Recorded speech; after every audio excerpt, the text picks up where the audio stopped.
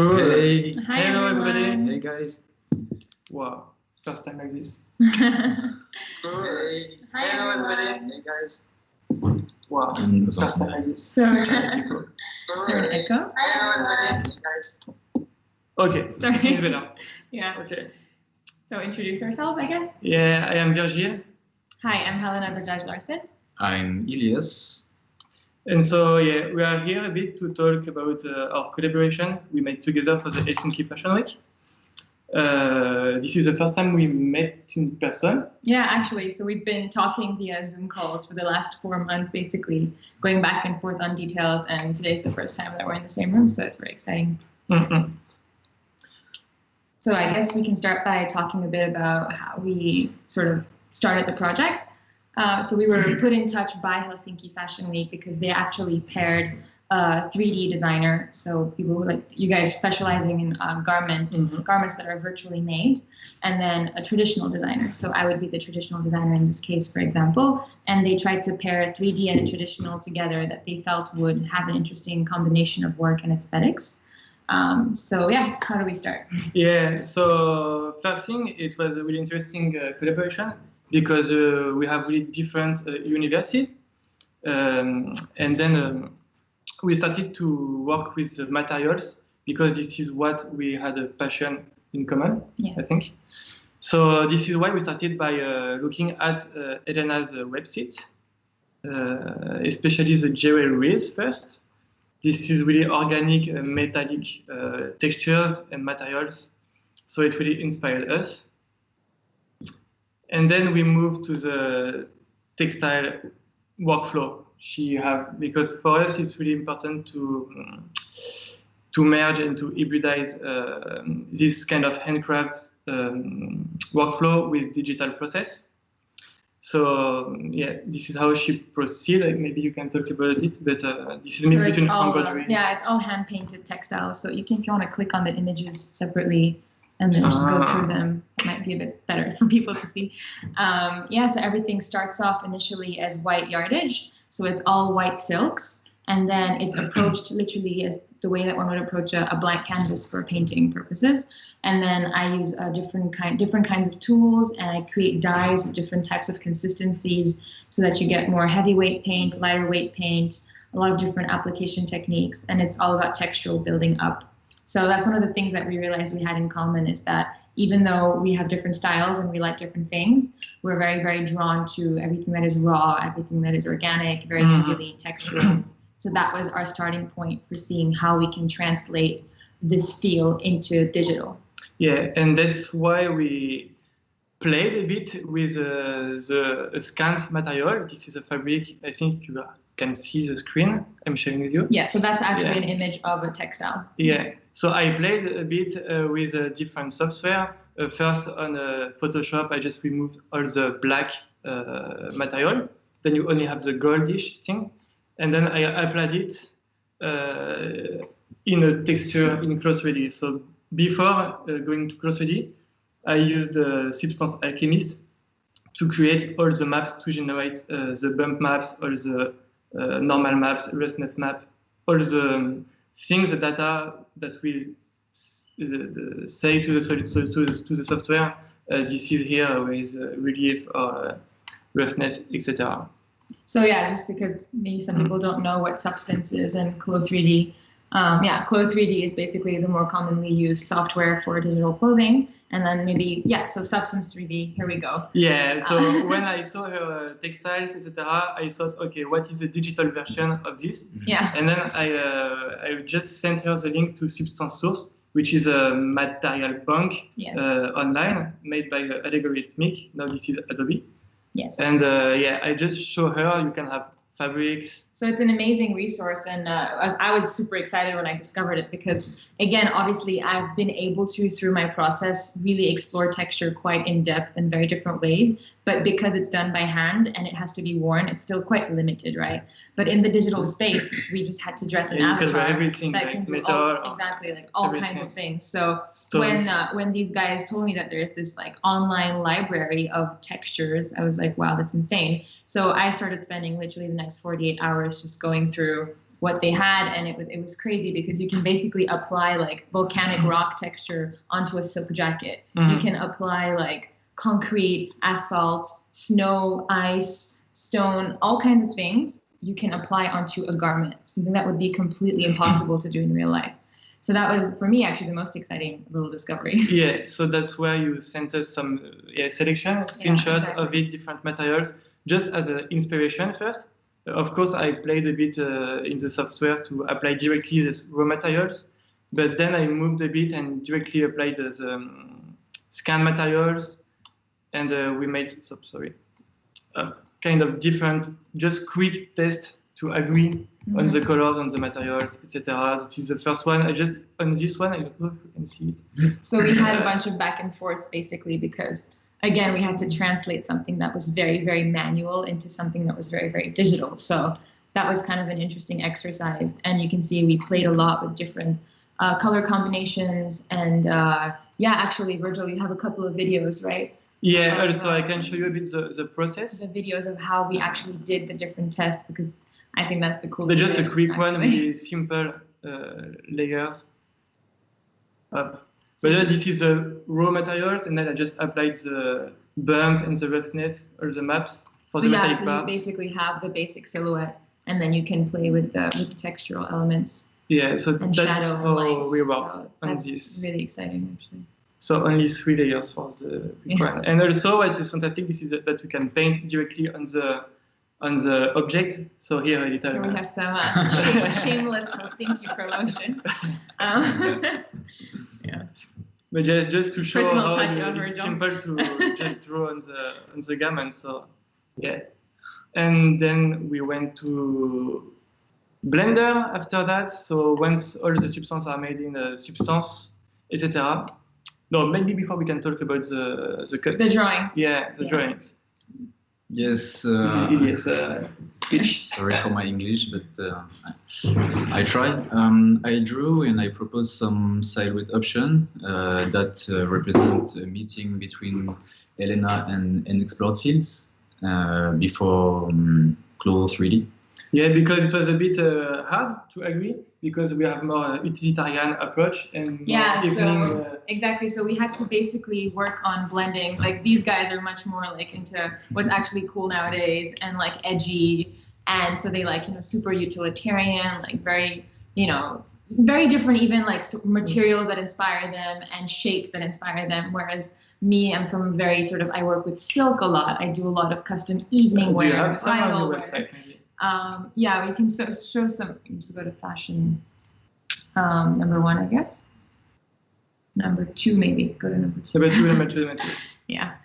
So you can kind of see it's a very different feel. It's definitely, we're all about the feminine evening, sleek, etc., etc. It's less about the crazy silhouette. So that was actually very interesting for me to see like what happens if I'm like, okay, this is the fabric, and then people kind of use their imagination to bring it to life in a very different way than I've ever been able to. And so, yeah, we had to basically combine the rough and the shiny, the soft and the hard, and yeah. Utilitarian evening. So it was a bit hybridization of a complete hybrid of two I think. totally different schools of design, but again, our common sort of affection for anything that's textural kind of made it very easy to come to an agreement in the end. And here we come to Clo 3D software. So sorry for the colors because I use it. It was a bit a mistake, I think, but I made something because I wanted to export the UV maps and didn't work as I wish. But yeah, this is a lot of colors. So this is the software in which you would build the digital garments, and on the side you see all of the patterns, the actual pieces that will be stitched together. And yeah, like he said, disregard the colors. It was more as a demarcation. So we would have our Zoom calls back and forth and literally be like, hey, do you want to like shorten the pocket? Do you want to lengthen this side? Do you want to bring this forward, et cetera, et cetera? So it's interesting to work together virtually in these times. Yeah, and then we were happy, so we moved to Blender, another software, open source software, so this is free. And this is where I applied all the final texture, and what was really interesting that even in Blender, after you have the Substance Painter texture done, you can always go and play a bit. This is not a good one. Oops. So what does Blender do that Clo can't do and Substance can't do? So we can explain a bit why we use 3 different softwares to get our final results. Yeah. So Clo 3D basically is really made to build the garments. Just the shape. This is a close simulation. Exactly. Yeah. So yeah. And after you can export in several software depending on what you want to do. If you want really accurate textiles, organic textures, I would go to Substance because then, as I showed you, you can paint directly on the surface and merge with different layers, different textures, and make something really unique. That exactly. Yeah, this is so really... it's a software that lends itself really well to basically surface design and enhancing that and having full control over the colors, the textures, and what we wanted basically. Yeah. So it's really, again, that was an incredible discovery for me because I'm someone who's completely not tech savvy. And like even in school, I think my least favorite aspect of fashion was pattern making, and it was manual pattern making, which is like, yeah. Anyways, so discovering all of these softwares through these guys was crazy. Yeah, and basically in Blender, for now I just use it to tweak a bit the colors after the Substance Painter process. I wanted it to look a bit like flames or fire, something like this. So just played with what I had with the different procedural nodes, I would call. And yeah, but Blender is more like this is a really open tool, I would say, because you can do modeling, sculpting. You can also simulate clothes, but not as accurate as Clo 3D. You can do rendering. You can do, yeah, basically particle simulation, everything I would say. But this is a bit like you have a Blender, C4D, Houdini, all the software. You can do a lot of things. Of course, all software have its own specialty. I would say like C4D, Cinema 4D. This is more for this is really specialized into motion design, I think. Where Houdini is fully procedural. Blender is really good because when you start and after, also because this is a heterogeneous. I've actually done the translation for that. You can do multiple things, and it's a lot of tools. Yep. And that's where we land. Do you guys want to maybe talk a bit more about why you wanted this particular kind of silhouette, why you felt like these shapes were a good fit for the specific fabric that we were working with? Yeah, I think just to make it a bit, like you say, we have more utilitarian style, I think. So just we played with pockets and a bit kind of bomber. Yes. Yeah, we added puffiness and a lot of volume, which again was very interesting because you work with flat surfaces. Yeah. And so yeah, that was a really interesting. Sportwear. I think we have a couple of questions. Oh. Okay, what was the best part in this collaboration? How did you get involved with HFW, and who is Ilsa? Who is Ilsa? Who is Ilsa? Okay, this is the first question, I think. Who is Ilsa? Ilsa, it's a fictive person. Oh, yes. Wow. I didn't even know this. It's a fictive I thought it was like his nickname. Ilyes, Ilsa. No, it's not understand. Yes. It's an alter ego. Yeah. Okay, all right. It's a fictive person. Yes, this is we create some stories. This is a character. This is the character of many stories, and all stories. We create many words about Ilsa life, and so like first, this is a character he invented for his master graduation. Yes, and he built a whole concept around this character. He imagined the story behind. How does it look, etc., etc. And we used this first for our exhibition called Armatan. We did in Paris like 3 months ago. Yes. And also for Helsinki Fashion Week, we used it again to make our video together. But we will talk more about it tomorrow, I think, during the stream live. And then, what was the best part about the collaboration? Material searching, I think. Material searching. Well, for me, it was just to see the extent of things that can be done virtually. And I think it was interesting because it actually made me think of a term that could probably summarize our collaboration, which is digital craftsmanship, in fact, because it was purely digital, but it was so angled on craftsmanship. And the entire source of our project was hand-painted fabric, which is completely, obviously, hand-involved. So I think that is a very interesting aspect of it. So for me, the best part was just literally watching these guys in their softwares and being like, whoa. But yeah. C'est le point de rencontre. It's the point of. For Ilyes. For Ilsa. No. Are you the feeling emotional guy? Yes. Yes, I am. So. Okay, let me see. You have more questions? Not yet. Not yet. You can ask some questions, especially about Ilyes. And Ilsa He has and to the alter ego. talk to practice I need English. to improve my English. Yeah, so. we're trying to make Ilyes practice English. Yeah, what else can we say? I mean, do you have any more visuals we can show? I just have some trials, but this is a bit failed. Because, you know, it took us a while to reach the final. We did a lot of different color yeah, for example, I tried to make some kind of velvet aspects on the silhouette. Yeah. It was not really good. Well, that's another very interesting thing with digital is you can actually combine fabric property and the look. So something can look very light when it actually is a material that normally would be very heavy in real life. So things like that, I think, were very interesting also to learn about. Like you can have something made of metal, but it has the consistency of organza, for example. Oh, how did you get involved with Helsinki Fashion Week? I can first. Yeah. Well, I found out about it. I've met Evelyn a couple of times. Evelyn Mora, the founder of Helsinki Fashion Week, a couple of times in other competitions I did. For example, the first time we met actually was at Soho House in Bombay at a Vogue Italia Scouting for India competition. So like exactly over a year ago, I think. And then we just sort of kept in touch. And obviously I followed Helsinki Fashion Week and I saw that they had a residency that was going to happen and that you could apply. So I think they had people apply worldwide. And so I just applied and then I got in, and then it was supposed to be a physical event in Finland. For 2 weeks, with 1 week being the residency and 1 week being the actual fashion week. And then obviously coronavirus happened. And so instead of canceling, they actually just went full 360 and made it this crazy digital event. And that's how they got 3D designers on board. And for us, I think this is because I am in a Facebook group, which is called like the Fabricant Fashion Notes or something like this. And I saw a post that someone posted.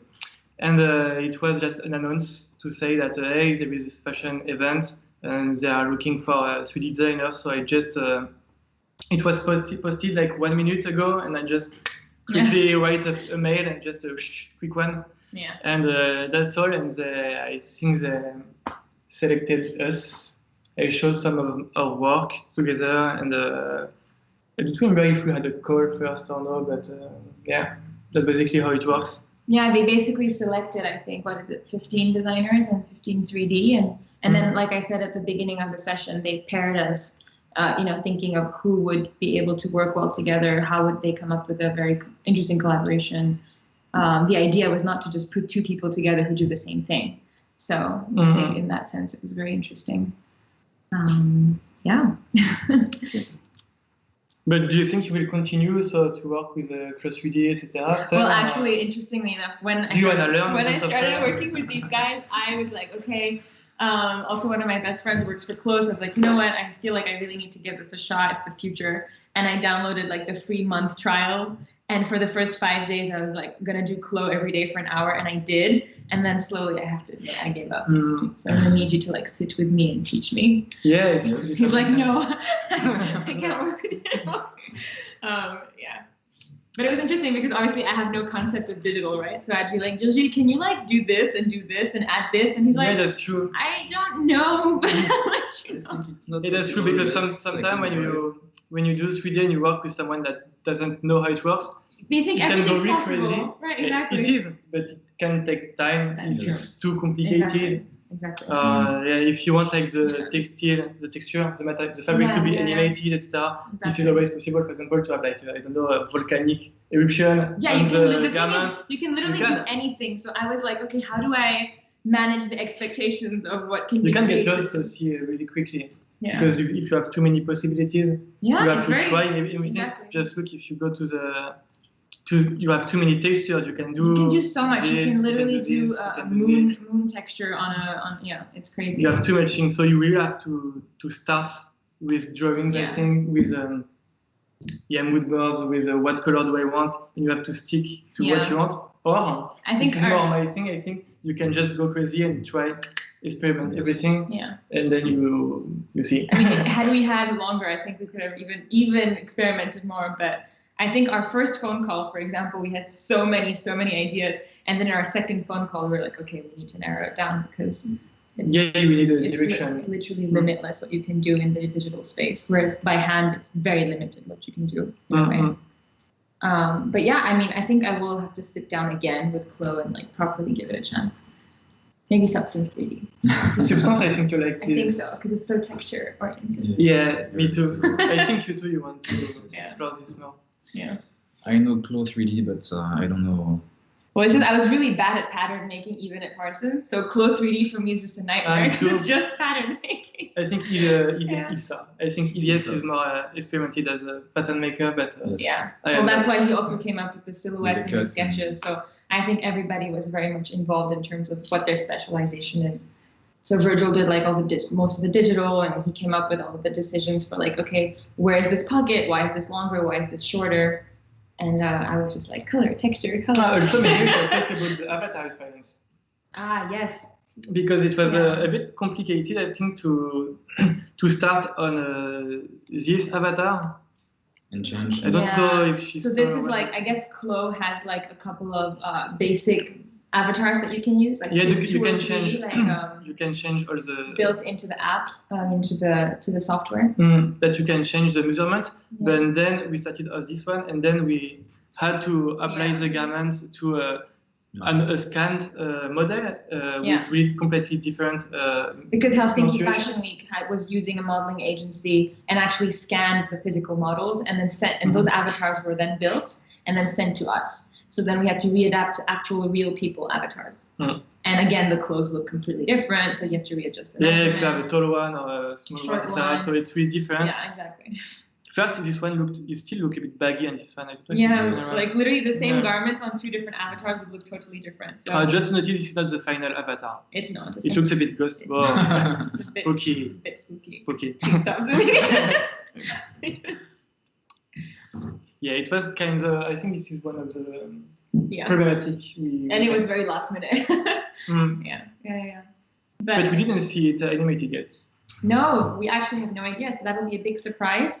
And the show is on the 27th that our look is in. But you guys have a separate one. Yeah.